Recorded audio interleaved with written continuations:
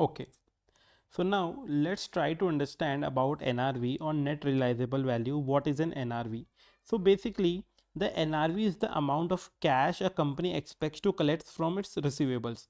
So basically you have sold certain goods to your debtors. Now whatever amount you are expecting to receive, you call that as NRV. It's the gross balance less necessary adjustments, because you sell goods for any particular amount and you may be getting any discounts or other items as well. So it's the final amount which is gross less other adjustments. Now let's take the example of Starbucks Corporation to understand it more better. So for example, the Starbucks is having the total gross receivables from their customers. It's like the total amount owed by all the customers, like universities with a catering account, because many universities have the catering account with the Starbucks. So it's a corporate account. Now those universities will be paying Starbucks a $1 million total receivable.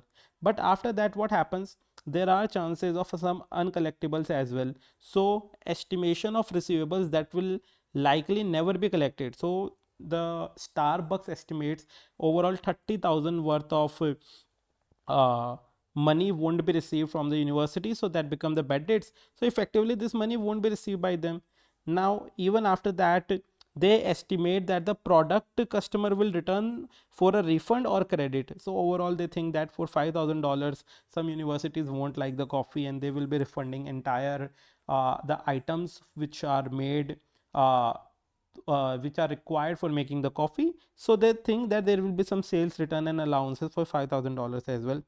And after that, they also estimate that there may be some discounts to the customers who will take. It's like 2 by 10 net 30 returns terms, which is like people will be taking 2% discount if they pay within 10 days. So they estimate some people or some universities or some customers will be paying within 10 days, then there will be a discount of $15,000. So in effect, if we have this $1 million and reduce all these adjustment, Starbucks knows that ultimately they will be getting 950 grands or $950,000, and we call that amount as the net realizable value, which is the total amount Starbucks expects to actually collect in cash. So this is the total amount they will be collecting in cash. Now after that we will be understanding the concepts of AR and NRV both through the textbook.